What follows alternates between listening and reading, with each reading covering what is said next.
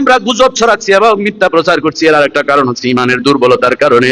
কারণ মা আতাকুমুর রাসূলু ফাখুযুহু ওয়া মা নাহাকুম আনহু ফান্তাহু। আল্লাহ রাসূল যা আমাদের জন্য বিধান নিয়ে আসছেন তা আমরা সঠিকভাবে গ্রহণ করি না, যা থেকে বিরত থাকতে বলছেন তা আমরা কি বাদ দেই না। আমার দলের যেটুকু দরকার আমি একটুক নিয়ে কি ওয়াজ করি। কুল্লু হিজবিন বিমা লাদাইহিম ফারিহুন। আমার দল কোন রকম, আপনার বাড়ি কোথায়, এমন জায়গায় কোরআনে আমাদের এলাকার নাম আছে, কয় কোথায়, কয় ইয়া আইয়ুহাল মুজাম্মিল কুমিল লাইলা। কয় কুমিল্লার কথা কোরআনের ভিতরে কি বুঝেন না আমার কথা? কয় কেমনে? আর ডাইরেক্টই তো ইয়া আইয়ুহাল সূরা মুজাম্মিলের দ্বিতীয় আয়াতই দেখেন কুমিল্লা।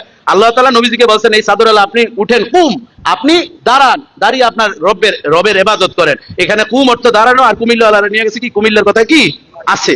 এরপরে গাইবান্ধা বাড়ি, ওনারা বলতেছেন আমাদের এক বক্তা ওয়াজ করছে আমাদের গাইবান্ধার কথা কোরআনে আছে।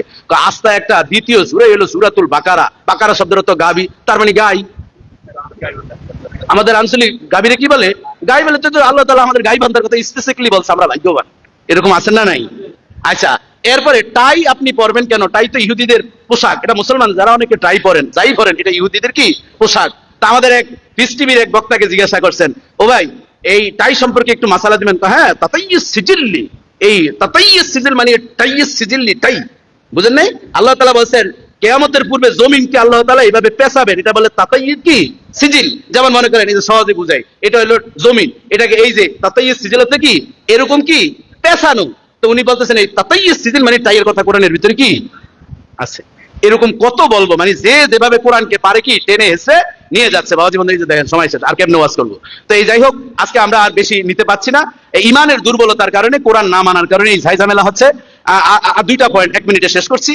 সেটা হলো মানে কেন আমরা এই গুজব ছড়াচ্ছি, কেন আমরা এটার প্রতি এত দুর্বল। চতুর্থ কারণ হচ্ছে অবসর ও অনর্থক কথায় আসক্তি হওয়া, কাম কাজ নাই, বসে বসে কি এই মিন হুসনি ইসলামিল মারা তরকু মা লা ইয়াগনি। রাসূল সাল্লাল্লাহু আলাইহি ওয়াসাল্লাম বলেছেন ইসলামের সৌন্দর্য হচ্ছে যেটা প্রয়োজন নাই এ ধরনের কথা বলা যাবে না। মুমিনের বৈশিষ্ট্য হচ্ছে আনিল লাগবি মুরিদুন, মুমিন কোনদিন অহেতুক কথা বলতে পারে। বৈশা খবর বলতেছে আরে বাতিজি তো ভাইগা গেল, কেউ জিগাইছে না, আজ এরা চা খাইতে হয়েছে। কোন বাতির কারো ওই যে রহিম ভাইয়ের মেয়েটা তো ভাগছে, তোরে জিগাইছে রহিম ভাইয়ের মেয়ে, তোর মেয়ে কার লগে ভাগছে খবর আছে? কথা নাই, বার্তা নেই, অহেতুক সাত দোকানে এসে সকালবেলা শুরু করছে, কার বউ ভাগছে, কার কি হয়েছে, কে ঘুষ খাইছে, কে সুদের ব্যবসা করে, এই ধরে মনে হয় যে ওনারে এলাকাটা কি লিজ দেওয়া হয়েছে এই গীবত করার জন্য। আল্লাহ তাআলা রাসূল সাল্লাল্লাহু আলাইহি ওয়াসাল্লাম বলেন এই কাজ করা যাবে। পঞ্চম হচ্ছে শয়তানের প্ররোচনা করা যাবে না, কারণ ইন্না শাইতানা ইয়াজরি মিন ইবনি আদম মাজরাদ দম। শয়তান মানুষের রক্ত যেরকম ভাবে স্পিডে চলে তেমনি ভাবে মানুষের শিরা উপশিরা মনের ভিতরে কি চলতে থাকে। আর শয়তানের একটা বৈশিষ্ট্য সবাই রাসূল সাল্লাল্লাহু আলাইহি ওয়াসাল্লাম বলেন ইন্না ইবলিসা ইয়াদাউ আরশাউ আলাল মায়ে সুম্মা ইয়াবাসু সারাইয়া। ইবলিস প্রতিদিন সমুদ্রের উপরে বৈঠক করে, ইবলিসের কিন্তু চেয়ার টেবিল নেই। আর ওরা জমিনের ভিতরে কি এই শয়তানের গ্রুপ কোনোদিন কি বসে না। এই দেখেন এখানে একটা লজিক আছে, ওয়াজের সময় তো শেষ।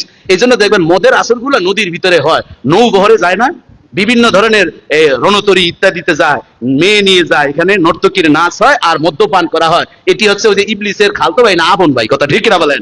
এখানে নবীজির মুসলিম শরীফের হাদিস অনুযায়ী যে ইবলিসের কাজ হচ্ছে প্রতি রাতে নদী এবং সমুদ্রের ভিতরে এভাবে আসর বসায়, সুম্মা ইয়াবাসু সারাইয়া, পরে বলতে থাকে কে আজকে বেশি বিভেদ আর গুজব ছড়াইতে পারবা তারে 5 পুরস্কার দেওয়া হবে। আইসে আয়াকা স্যার আমি তো যে মসজিদে যাওয়া দর্শে আর বাদ দিলাম না, এটা সাধারণ বিষয়। কয় মাদ্রাসায় যাওয়া দর্শে আর বাদ দিছে, ওর হেফজ শেষ করে এটা হবে না। কয়েকটা তালাক ঘটিয়ে দিছি, মোটামুটি তোর রুল 2। এরপরে বলতেছে কয় না ভেজাল তো একটা বাজাইছি স্যার, দেখেন তো ঠিক আছে কিনা কেমন। কয় এলাকার ভিতরে এমন গেঞ্জাম ছড়িয়ে দিছি, হিন্দু আর মুসলমানের দ্বন্দ্ব, এটা মনে হয় 2-10 বছরে কি শেষ না। কয় 5 পুরস্কার তুই নিবি। এরকম আছে না নাই? কারণ গুজব ছড়িয়ে দিছে, এই গুজবের কারণে এলাকার ভিতরে মারামারি ধরাধরি, পরে দেখে যে আসলে কিছুই কি না। এরকম আমাদের সমাজে আছে না নাই? যাই হোক, আল্লাহ তাআলা আমাদেরকে এভাবে মেনে বুঝার তৌফিক দান করুক। সুযোগ হলে যে গুজব থেকে বাঁচার উপায় এবং এর পরিণাম কি এ নিয়ে আমরা